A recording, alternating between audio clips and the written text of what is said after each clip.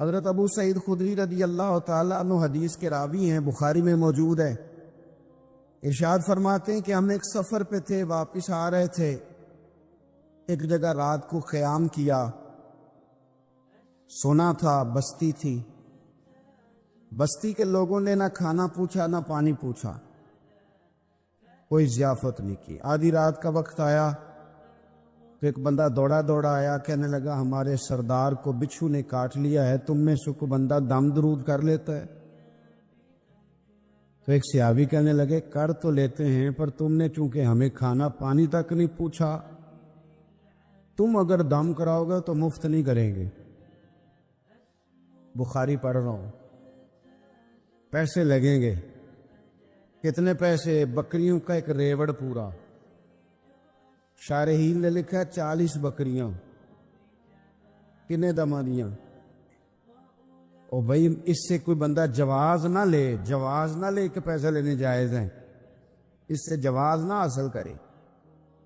اب بات کو سمجھے، پس منظر کیا ہے؟ پانی تک نہیں تم نے پوچھا۔ کچھ لوگوں کا علاج ہوتا ہے، انہوں نے کہا پیسے لیں گے دم کر دیں گے۔ صحابی نے کہا حضرت ابو سعید خدری رضی اللہ تعالیٰ عنہ فرماتے ہیں وہ چونکہ تنگ تھے، بچھو کاٹ کے، اور سردار کو کہا چل تو صحیح نا۔ وہ صحابی گئے، سورہ فاتحہ پڑھ کے دم کیا، اور حدیث بخاری سے میں آپ کو دکھاؤں گا۔ لوگ کہتے ہیں دم کدھر سے آ گیا؟ بخاری پڑھ رہا ہوں، صحیح بخاری۔ شفا تو اللہ نے دینی ہے نا، رب کریم نے شفا دے دی۔ بکریاں لے لی، آ گئے جہاں آرام کر رہے تھے اس جگہ۔ صحابہ میں اختلاف ہو گیا، کچھ کہنے لگے بکریاں لینی چاہیے تھی، کچھ کہنے لگے نہیں لینی چاہیے تھی۔ حضرت ابو سعید خدری رضی اللہ تعالیٰ عنہ فرماتے ہیں پھر ہم نے فیصلہ کیا چپ کر کے سو جاؤ، صبح حضور کی بارگاہ میں جائیں گے۔ اگر کریم نے کہا لینی چاہیے تھی پھر تو موج بن گئی، اگر کہا نہیں لینی چاہیے تھی تو بکریاں ہانک کے واپس کر دیں گے۔ مسئلہ کیا ہے؟ کہتے ہیں صبح گئے حضور کی بارگاہ میں، جا کے مسئلہ عرض کیا، یا رسول اللہ انہوں نے بھی پانی کوئی نہیں پوچھا تھا، ہم نے بھی کہا دم کریں گے تو پیسے لیں گے، تو ہم نے یہ بکریاں لی ہیں۔ شارحین لکھتے ہیں 40 تھی شاید۔ تو یا رسول اللہ اب کیا کریں؟ حضور مسکرانے لگے، اور مسکرا کے پوچھا اچھا پڑھا کیا تھا؟ یا رسول اللہ سورہ فاتحہ۔ فرمایا سکھائی کس نے تھی؟ کہا یا رسول اللہ آپ نے۔ فرمایا پھر آدھی بکریاں میری ہیں آدھی تمہاری ہیں۔ اگر آج یہ ارادہ کر لینا کہ ہم نے لوگوں کو آسانیاں دینی ہیں، تو میرا یہ خیال ہے کہ صبح خیر نہیں خیر کثیر بٹنی شروع ہو جائے۔ اگر ہم یہ ارادہ کر لیں کہ میں نے لوگوں کو آسانیاں، وہ ہمارا مزاج نہیں نا، ہم آسانی لینا چاہتے۔ اگر ہم بحیثیت مسلمان تھوڑی تھوڑی خدمات سر انجام دینا لگے، تھوڑا تھوڑا سوچنے لگے، لیکن رسول کریم کی سوچ مبارک کیا ہے؟ بدر کے لوگ قیدی ہو کے آ گئے، کفار تھے وہ۔ اب حضور نے فرمایا فیصلہ یہ ہوا مجلس شورا میں صحابہ کی میٹنگ میں کہ فدیہ دیں گے اتنے اتنے پیسے تو آزاد کر دیے جائیں گے۔ کچھ لوگ ایسے تھے جو فدیہ نہیں دے سکتے تھے لیکن حساب کتاب لکھنا پڑھنا جانتے تھے۔ اب حساب کتاب کی تو دین میں بھی ضرورت ہوتی ہے نا، آپ کو وراثت تقسیم کرنی ہے، کئی کام کرنے ہیں، تو نبی پاک علیہ الصلوۃ والسلام نے بھی نا وہاں امت کا سوچا، پر میں تم اس طرح کرو مسلمانوں کے 10 بچوں کو لکھنا پڑھنا سکھا دو، میں تمہیں آزاد کر دیتا ہوں۔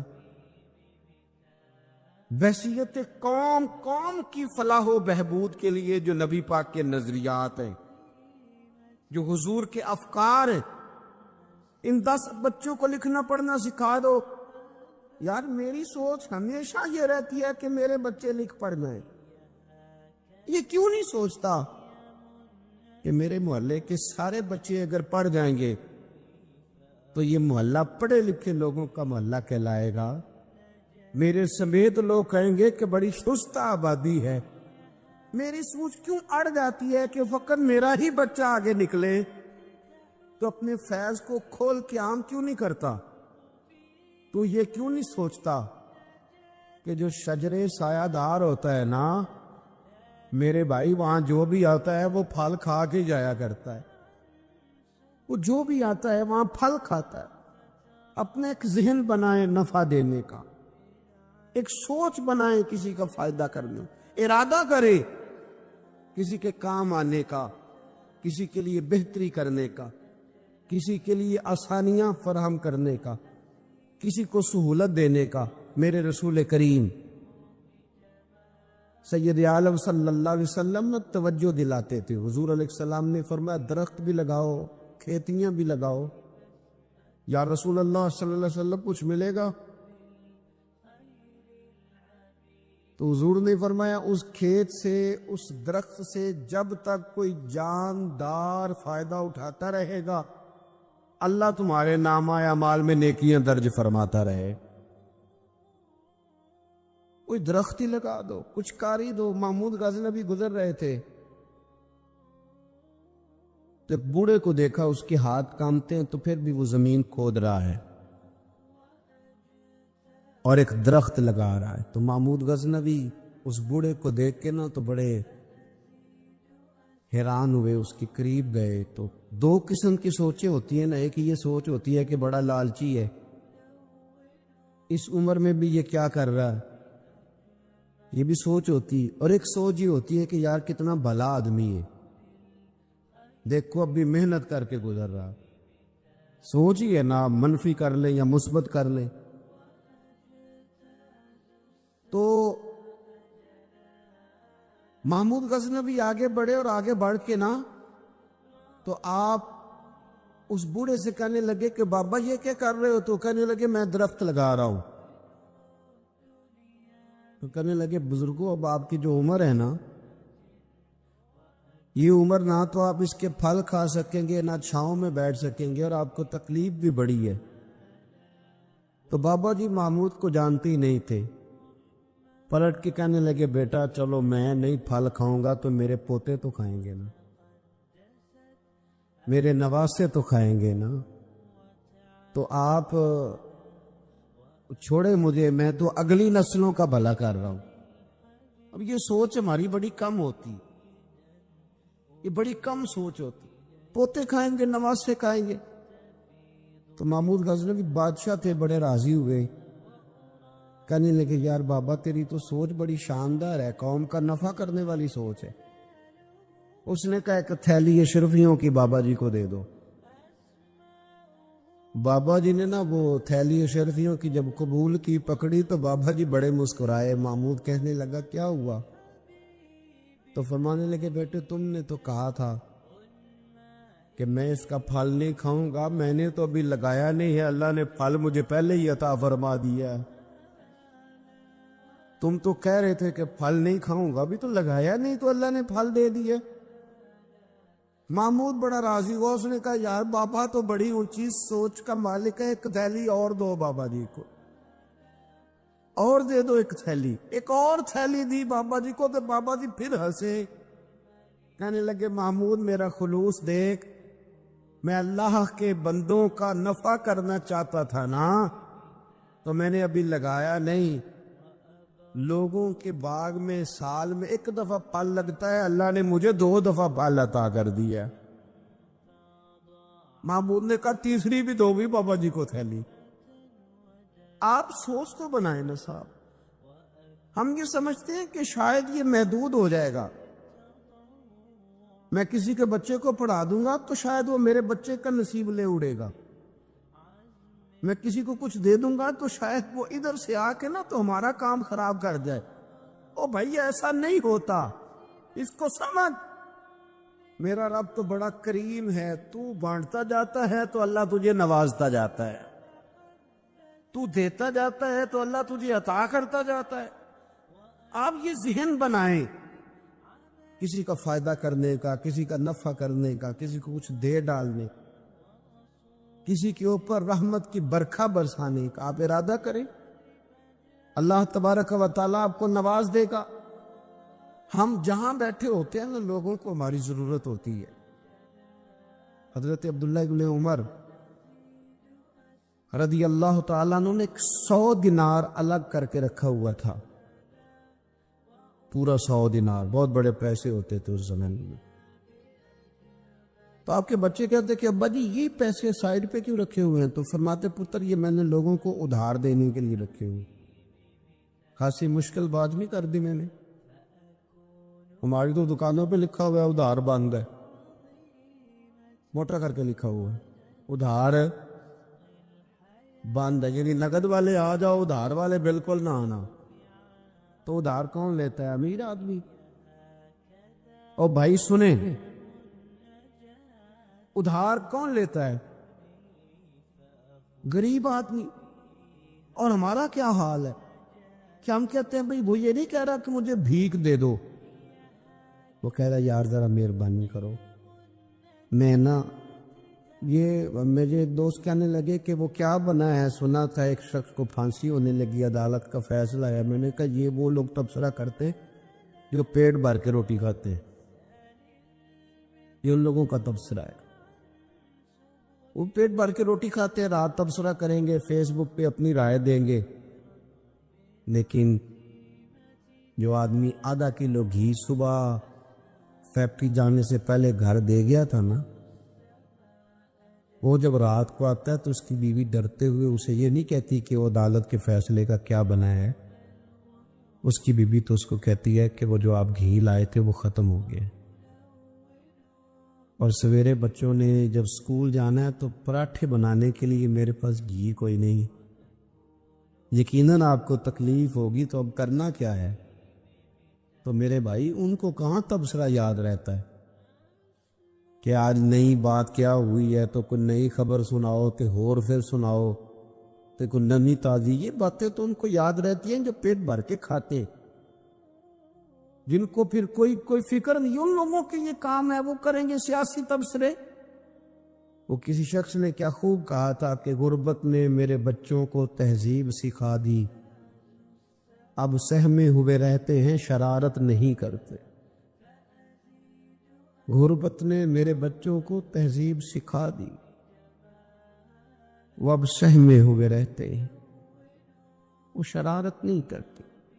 وہ نہیں شرارت کرتے اس لیے کہ وہ تو کونے میں لگے بیٹھے ہیں کہ کسی غریب کا کھلونا نہ ہمارے ہاتھ سے ٹوٹ گیا، وہ سہمے ہوئے رہتے، وہ شرارت نہیں کرتے۔ تو میرے عزیز، حضرت عبداللہ ابن عمر 100 دینار ہے، ابا جی یہ کس لیے ہے؟ تو فرماتے یہ میں نے ادھار دینے کے لیے رکھا ہوا ہے۔ حضور کیا مطلب؟ فرمایا میرے نبی پاک علیہ السلام نے فرمایا ہے کہ کسی بندے کو تم نے اگر قرض لینا ہو نا، تو وہ غریب ہو تو اس پر تم آسانی کرنا، اور جتنے پیسے تم نے لینے ہوئے اگر وہ تنگ دست ہو تو آسانی کرنا۔ فرمایا جتنے پیسے تم نے لینے ہوئے، جتنے دن گزر گئے، اللہ روزانہ اتنے پیسے صدقہ کرنے کا تمہیں ثواب عطا فرمائے گا۔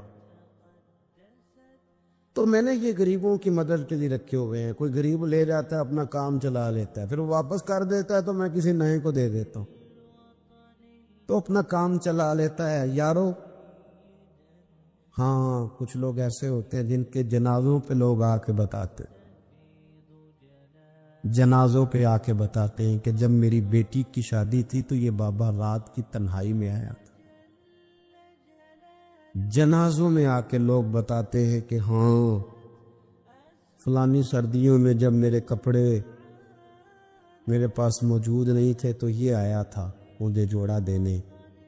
اور پھر لوگ بہت بڑے پروفیسر، لیکچرار، عالم فاضل آ کے بتاتے میرے پاس کتابوں کے پیسے کوئی نہیں ہوتے تھے، اور یہ مرد کلندر تھا جو ہر امتحان سے پہلے آتا تھا اور آ کے مجھے کہتا تھا کہ یہ پیسے رکھ لو، کوئی نہیں میں لے لوں گا، واپس ہو جائے گا۔ یار آپ کسی کو آسانی دینے کا ارادہ تو کریں۔ مسلم شریف کی حدیث ہے، میرے رسول کریم سید عالم صلی اللہ تعالی علیہ وسلم نے ارشاد فرمایا کہ تاجر قیامت میں اللہ کی بارگاہ میں کھڑا کیا جائے گا تو اللہ فرمائے گا جاؤ میں نے تمہیں جنت دے دی، جاؤ جنت میں۔ تو پتہ تو سارا ہے نا سردار نکیتیاں میں، تو وہ اللہ کے حضور حاضر ہو کے عرض کرے گا مالک میں تو اپنی خطائیں جانتا ہوں کتنی زیادہ ہیں، اللہ میں تو مستحق نہیں تھا، تو میرے مالک یہ جو کرم ہوا ہے اس کا سبب پوچھ سکتا ہوں؟ سبب کیا ہے اس کرم کا، اس رحمت کا؟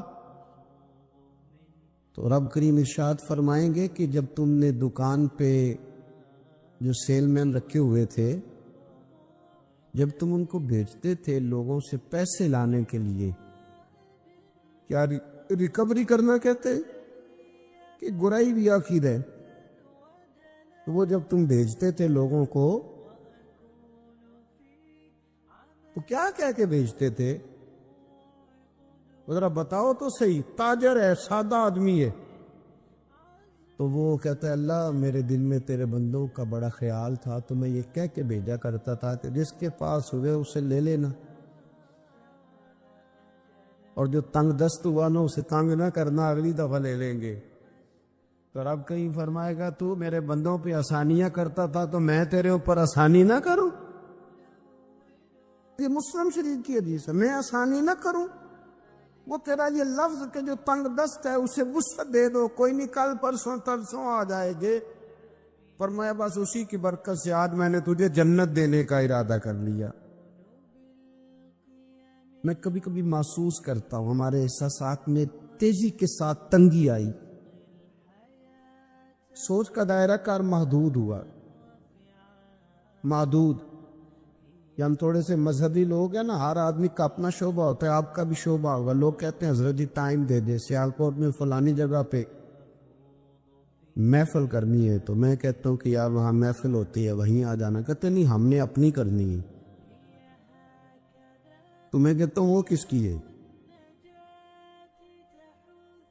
یعنی وہ جو آپ نے اپنی کرنی ہے، یعنی اس مسجد میں آپ آئے تھے تو اب آپ اس مسجد میں بھی آئیں، تو صاحب میں آپ کے محلے میں آتا جی وہ مسجد جو تھی نا وہ جنوب والی تھی، اب شمال والی میں ٹائم دے، وہ ان کی مسجد میں آپ آئے تھے، فلانے علامہ صاحب کی ہماری تو نہیں آئے۔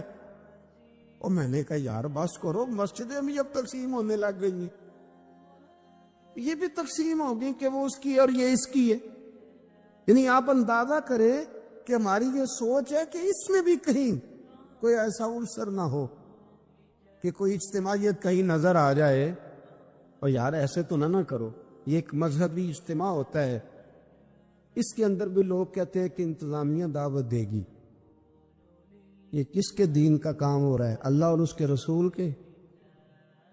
تو اس کی انتظامیہ کچھ 6 بندوں پہ مشتمل ہونی چاہیے کہ ساری امت انتظامیہ ہونی چاہیے؟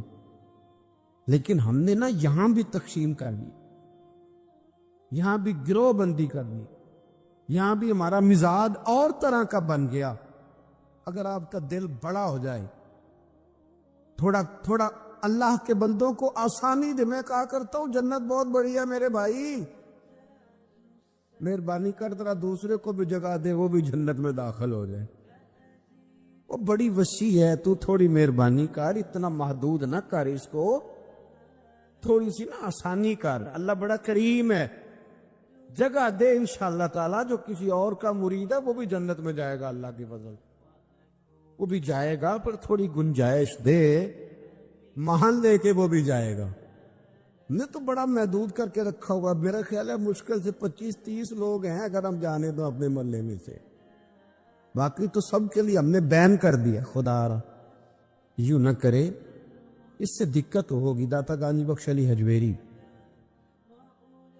رحمت اللہ تعالی علیہ کشف المعجوب میں فرماتے ہیں کہ ایک شخص نہ پہاڑ کی چوٹی پہ عبادت کرتا تھا تو لوگ اس سے ملنے کے لیے جایا کرتے تھے، تو رستے میں نا ڈھلان بڑی سخت تھی، لوگ اس کے اوپر سے جب چڑھ کے جاتے نا تو اکثر لوگ گر جاتے۔ اس کے دل میں ایک دن خیال آیا کہ یہ ڈھلان نہ ہوتی تو کیا ہوتا، تو رب کریم نے اس وقت کے پیغمبر علیہ السلام کو وہی فرمائی کہ اسے کہو تو میری تخلیق پہ اعتراض کرتا ہے، نہ ہوتا تو کیا ہوتا؟ فرمایا اسے کہہ دو کہ تیرا نام میں نے اپنے نیک بندوں کی صف سے کاٹ کر نافرمانوں کی صف میں لکھ دی، وہ کہہ دو۔ اللہ کے نبی نے پیغام دیا تو وہ سجدے میں گر گیا۔ اور تجھے کیا ہوا؟ کہنے لگا حضور آپ نے کہا ہے نا کہ اللہ نے میرا نام لیا، میں کہاں اور میرے رب نے میرا نام لے لیا ہے. حضور چلے میں تو سمجھتا تھا میں کسی کھاتے میں نہیں, اللہ نے میرا نام لے لیا, یعنی میرا نام, اسے تو وجد ہو گیا. وہ پیغمبر کی بارگاہ میں عرض کرنے لگا حضور آپ میرا پیغام اللہ کے حضور عرض کر دیں گے؟ کہا ہاں میں کہہ دوں گا.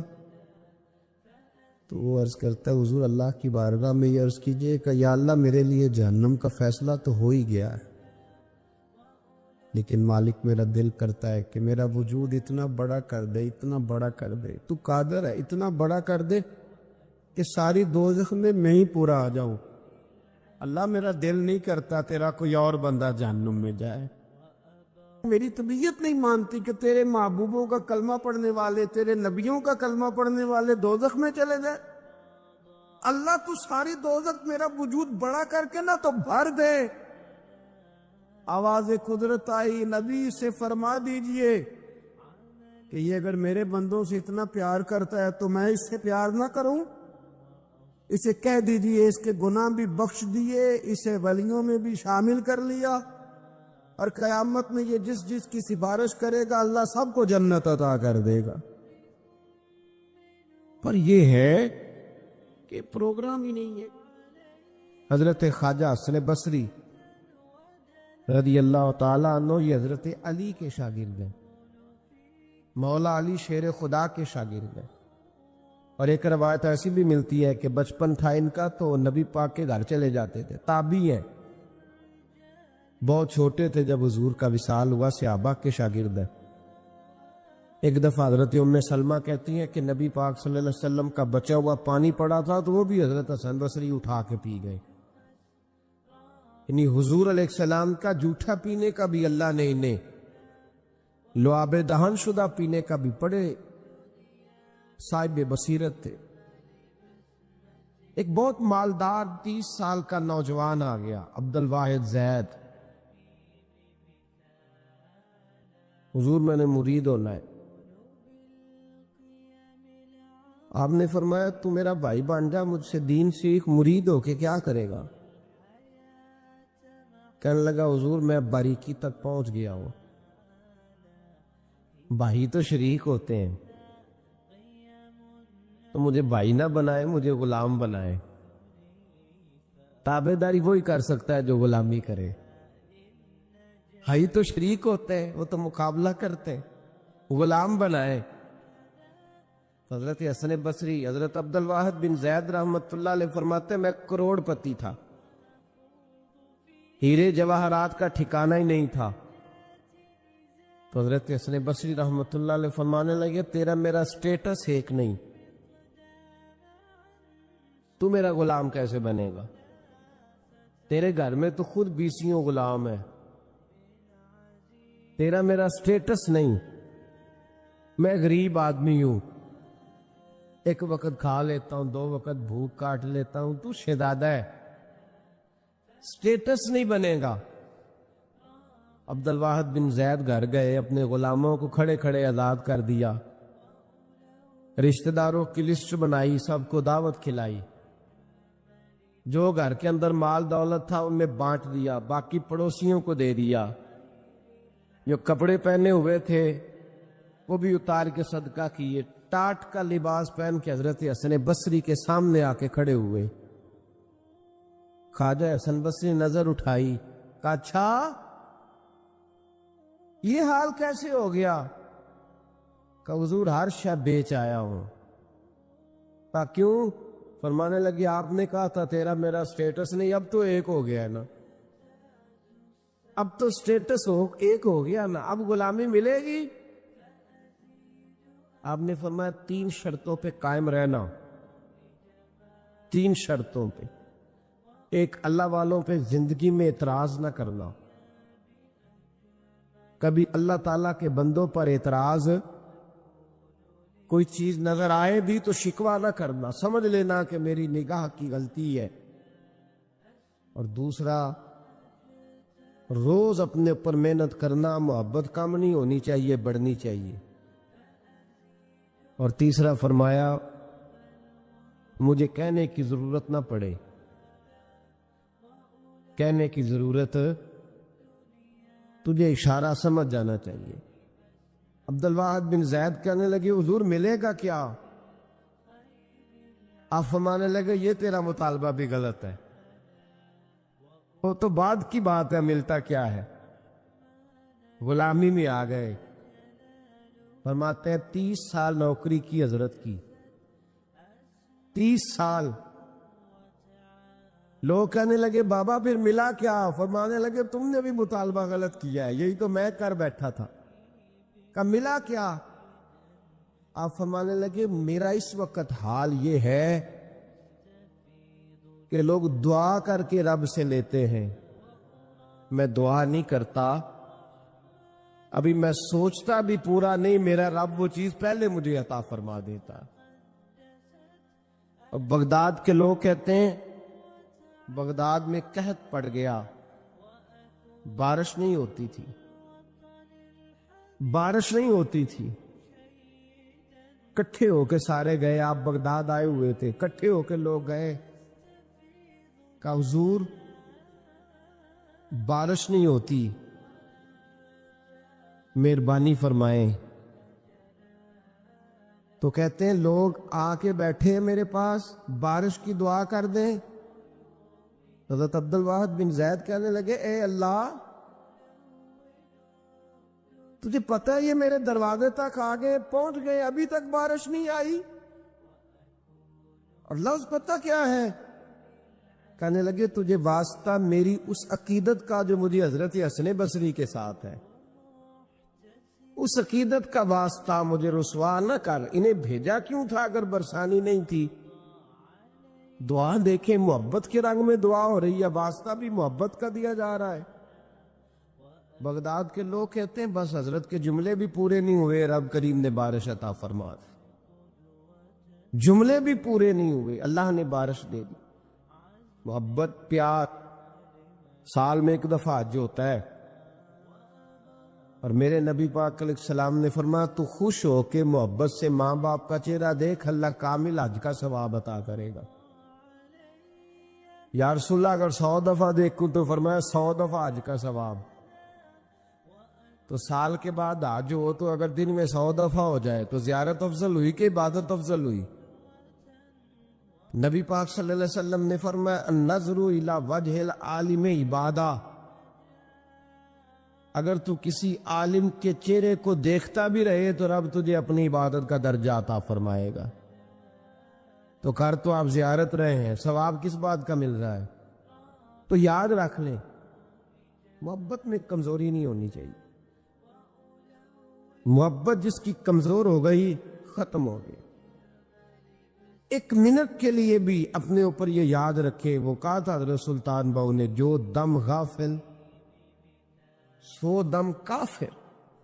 یاد رکھ، عقیدتوں میں جب لچک آتی ہے نا، جب کمزوری پیدا ہونے لگتی ہے، کمزوری، پھر رشتے سہاروں کے محتاج ہونے لگ جاتے ہیں، پھر رشتے سہاروں کے محتاج ہوتے ہیں، پھر گفتگو کے محتاج ہوتے ہیں، سمجھانے کے محتاج ہوتے ہیں، پھر توجہ دلانے کے، اور جب رشتے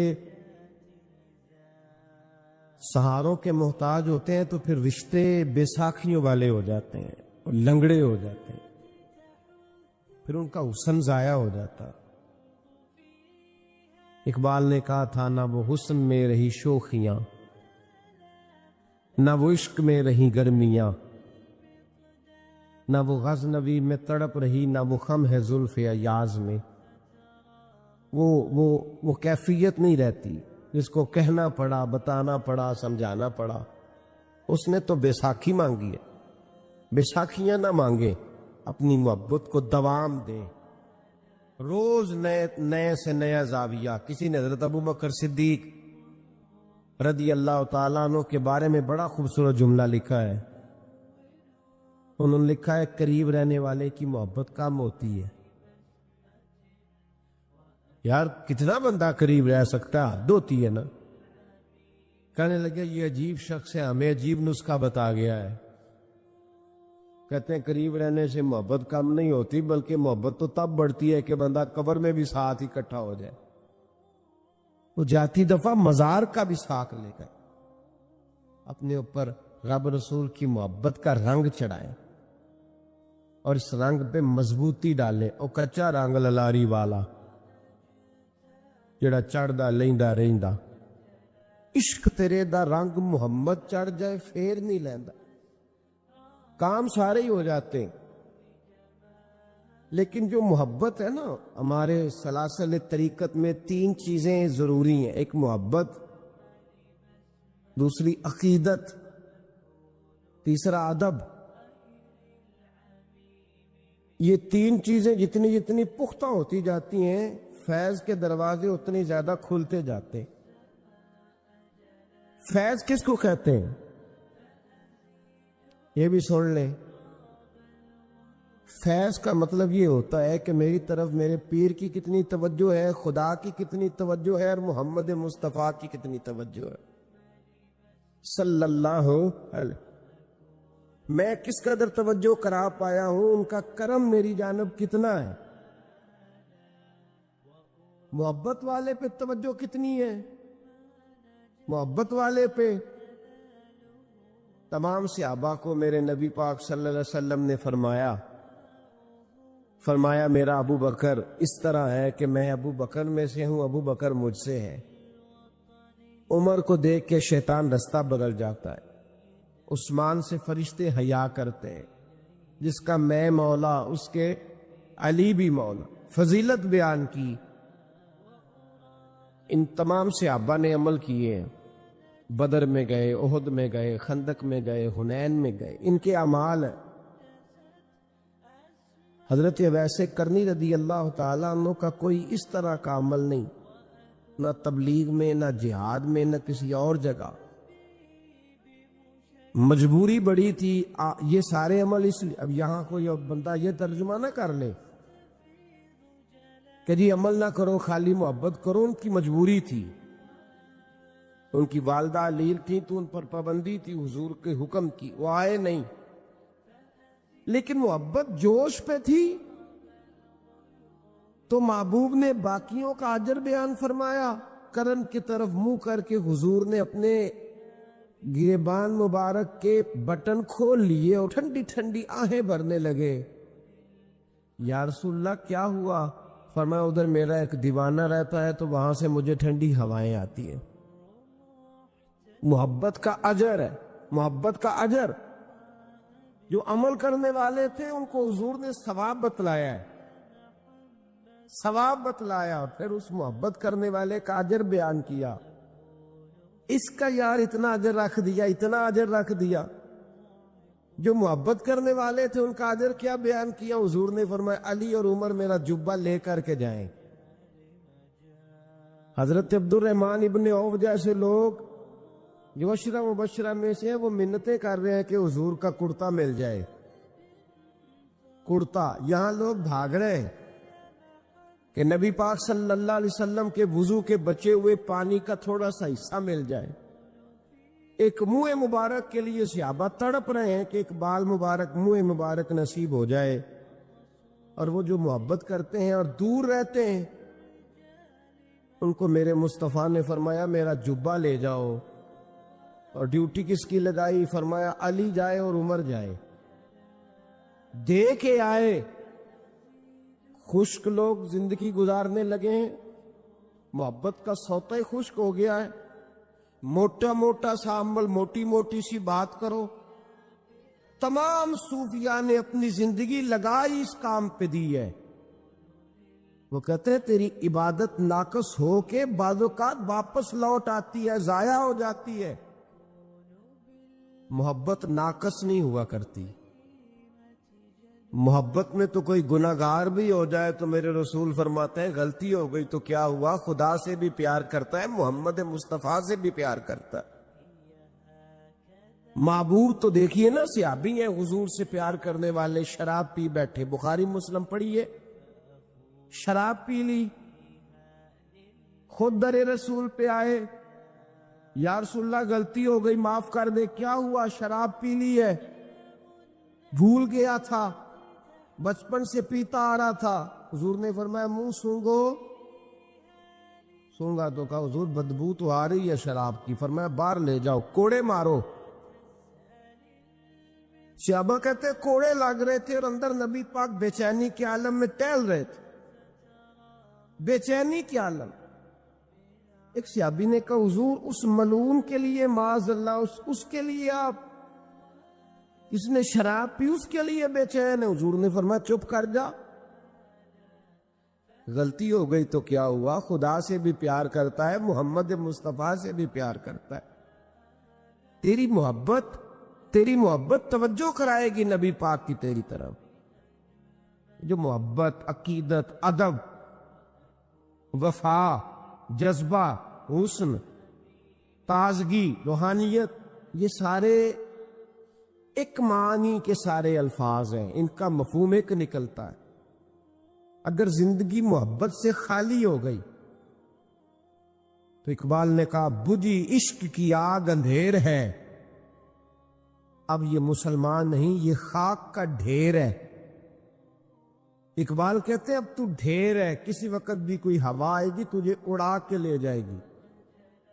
تیرے اندر طاقت اور وزن اتنی دیر رہے گا جتنی دیر رسول اللہ کا پیار تیرے دل میں زندہ رہے گا, جتنی دیر محبت تیرے دل میں. ہمارے صوفیاء نے پیار ہی تو سکھایا ہے, ہمارے صوفیاء نے محبت ہی تو سکھائی ہے, ہمارے اہل اللہ نے پیار ہی تو سکھایا ہے. اتنا پیار کہ حضرت امیر خسرو رو ہی پڑے. اور حضرت خواجہ نظام الدین رحمت اللہ علیہ سے کہنے لگے محبوبہ جنت میں تو پتہ نہیں کب جانا ہے, کس وقت کے بعد جانا ہے, میرا نہیں گزارا. تو اپنے رب سے دعا کر کہ مجھے اتنی گنجائش مل جائے کہ میں قبر میں بھی آپ کے ساتھ ہی دفن ہو جاؤں. پتہ نہیں کب قبریں کھلیں گی, کب دوبارہ رشتہ قائم ہوگا وہ والا. تو بھائی یہ جو پیار ہوتا ہے نا یہ توانائی دیتا ہے, محبت جگا دیتی.